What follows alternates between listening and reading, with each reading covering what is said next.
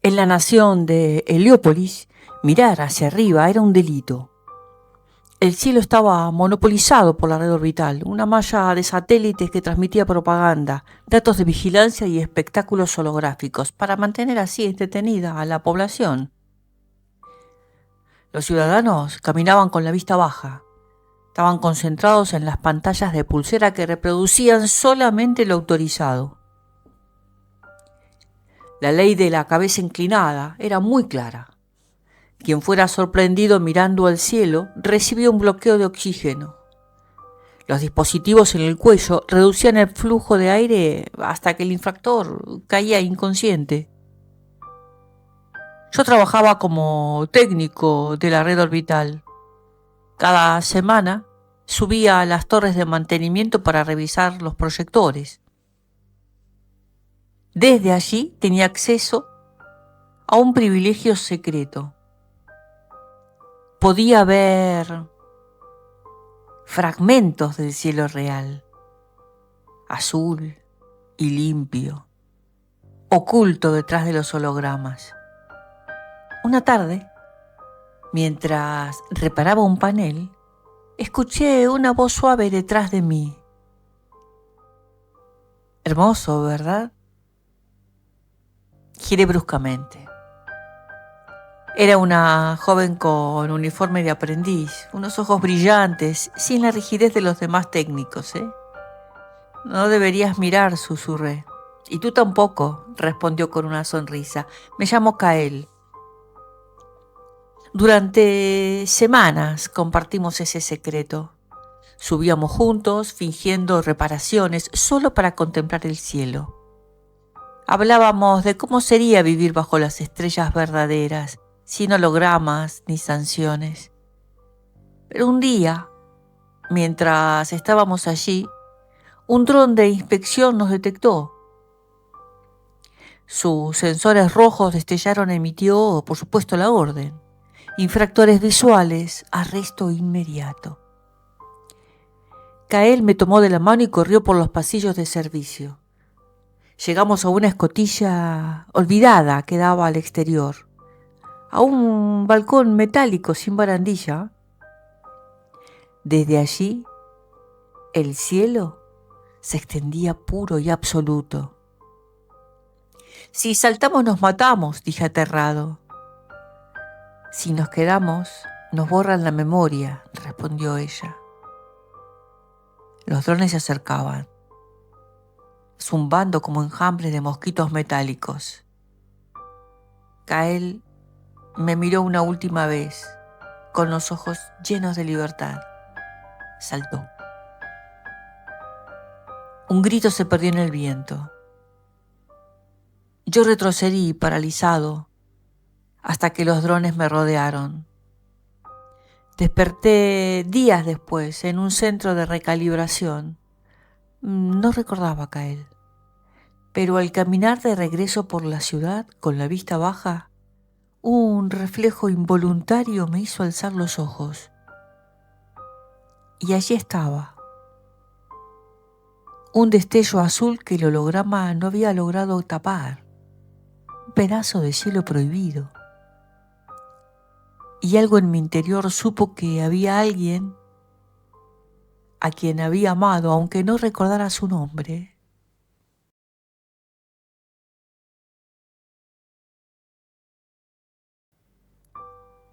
En la conferencia de Argos, los libros estaban prohibidos. No era que no existiera la información. Cada ciudadano tenía acceso a la red clara, un sistema digital que proporcionaba datos filtrados y resumidos. Pero los libros físicos, los relatos largos, las ideas sin supervisión, eso era considerado peligro de contagio mental. Los edificios que habían albergado bibliotecas fueron clausurados y sellados. Sí, sellados, con placas de acero. La mayoría de la gente nunca había visto un libro real.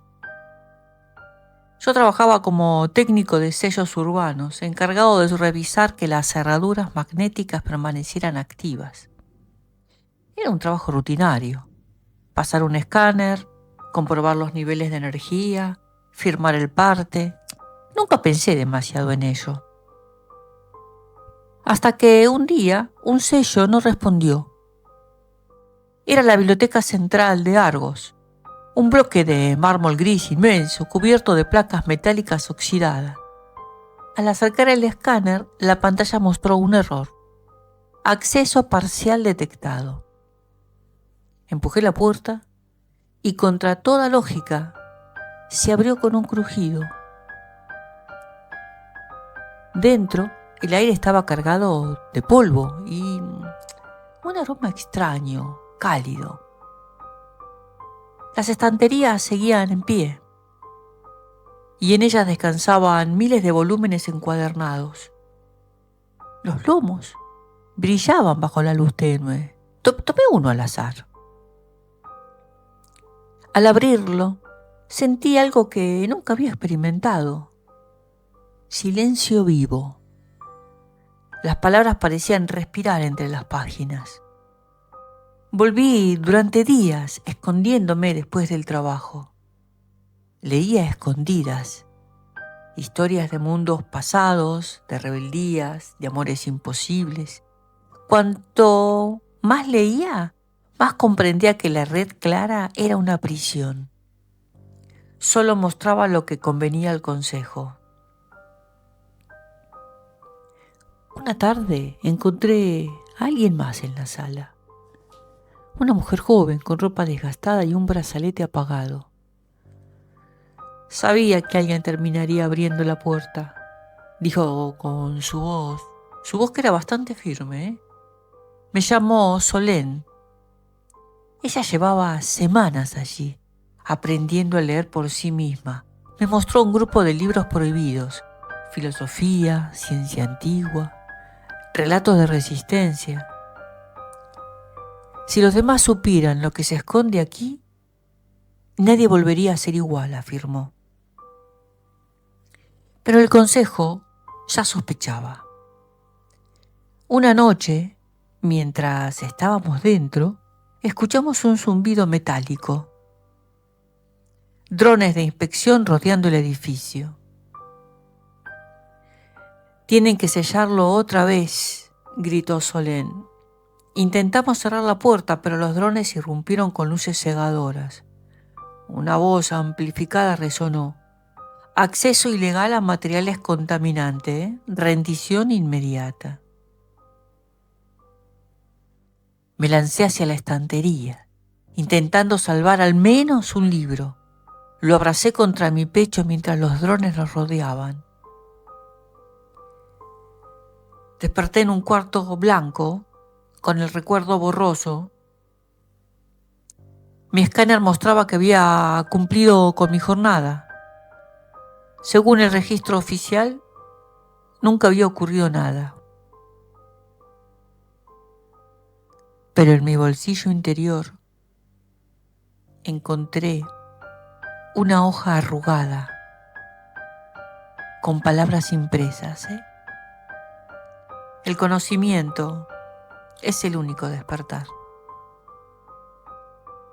La prueba de que no había sido un sueño y que algún día esa biblioteca volvería a abrirse.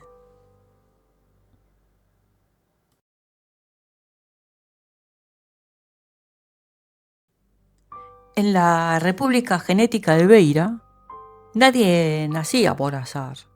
A ver, cada ciudadano era diseñado en los laboratorios estatales, donde los embriones eran calibrados según las necesidades sociales. A ver, soldados altos y resistentes, contadores con memoria fotográfica, artistas con sensibilidad regulada. La palabra padre había desaparecido del lenguaje común. Los niños eran entregados a las familias asignadas por el sistema.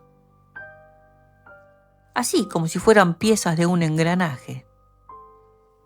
Yo trabajaba como técnico de calibración, ajustando las secuencias genéticas en las incubadoras.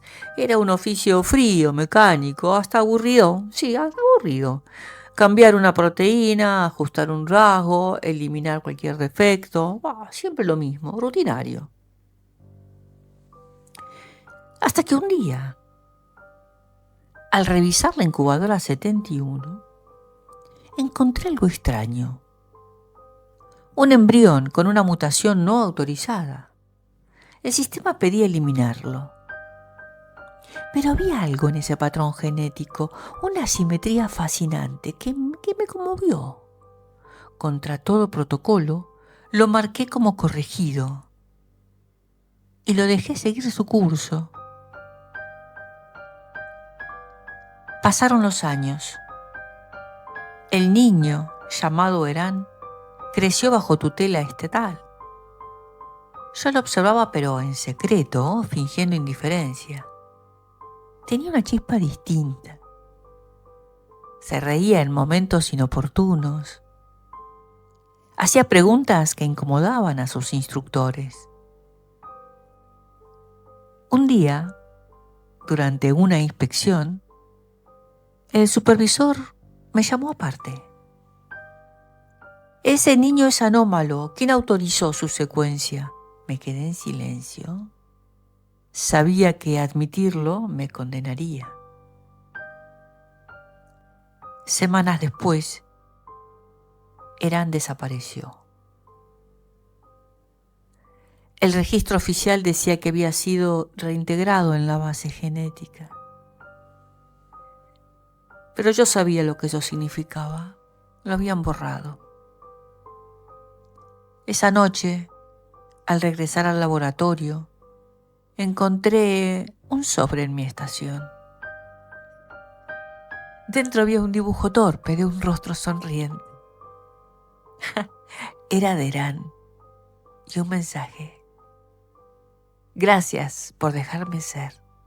Comprendí que aunque lo habían eliminado, había vivido de verdad, aunque fuera un instante, como ningún otro ciudadano de Beira. Desde entonces, cada vez que me enfrento a una secuencia defectuosa, dudo. Porque sé que en esos errores habita lo humano que nos quitaron.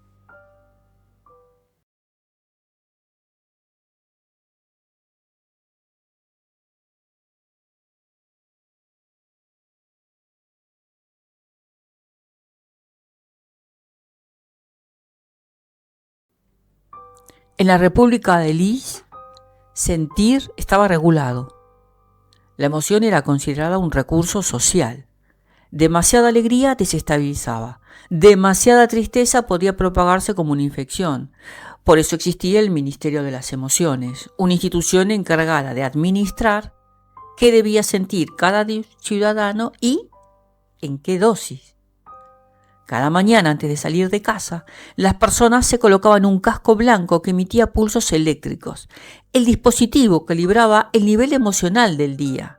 Serenidad para los oficinistas, entusiasmo controlado para los vendedores, una nostalgia ligera para los artistas oficiales. O sea, nada quedaba librado al azar. Yo trabajaba allí como regulador de estímulos. Mi labor consistía en revisar los informes y ajustar las ondas de los cascos. Con un clic, por ejemplo, podía borrar la tristeza de un viudo o intensificar la euforia de un político en campaña. Durante años pensé que era lo correcto, hasta que conocí a Lucía, una archivista de la sala 12. Ella no usaba el casco todo el tiempo. Había aprendido a desactivarlo sin que las métricas lo detectaran. ¿No lo ves?, me susurró una tarde. No sentimos nada que sea nuestro. Somos marionetas químicas. La observé en silencio. Había algo distinto en sus ojos. Un temblor real, no fabricado. Esa noche me atreví a desactivar mi casco. La sensación fue brutal. Un torrente de emociones desbordó mi mente. Lágrimas, risas, miedo, deseo. Por primera vez en mi vida sentí sin permiso. A la mañana siguiente El sistema detectó irregularidades en mi registro y fui citado por el supervisor. Tus ondas emocionales no corresponden al perfil, dijo revisando el informe. ¿Has alterado el dispositivo?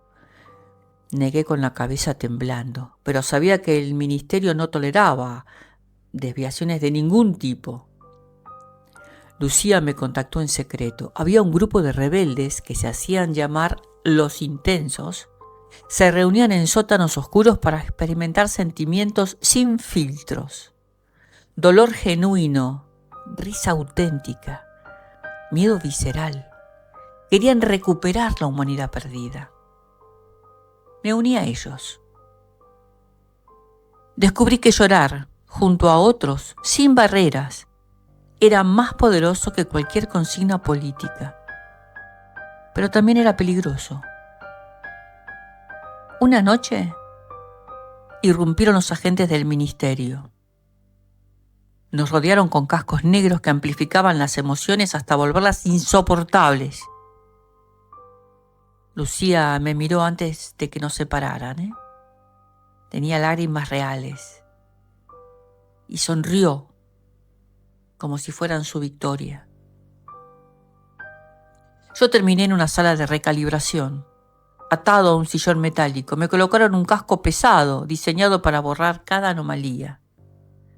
Volverás a la serenidad, dijo la voz fría del regulador. Cerré los ojos y pensé en Lucía. Quizás no recordaría su rostro después de la limpieza, pero sabía que esa emoción había sido mía, aunque sea solo por un instante. Y eso, en un mundo fabricado, era suficiente para sentir que aún estaba vivo.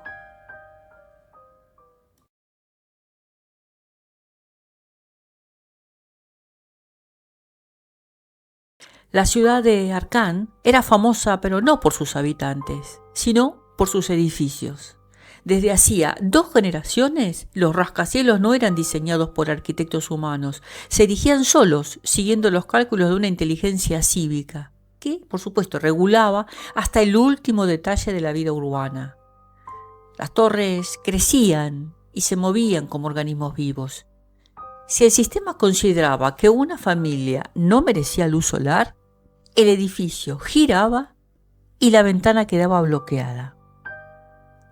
Si un trabajador perdía productividad, la puerta de su apartamento se cerraba automáticamente y nadie volvía a verlo.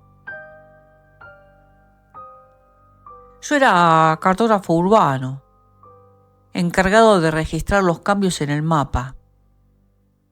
Cada semana, Arcán tenía un aspecto diferente. Calles devoradas por muros, plazas convertidas en pasillos angostos, hospitales transformados en torres administrativas. Una mañana recibí una alerta en mi terminal. Edificio 44 ha tomado decisión extraordinaria. Investigue. El 44 era un bloque habitacional de 120 pisos. Al llegar lo encontré sellado por completo, todas las entradas y salidas cerradas, las ventanas ennegreciéndose como ojos apagados. Nadie entraba ni salía. Me conecté a la consola de acceso.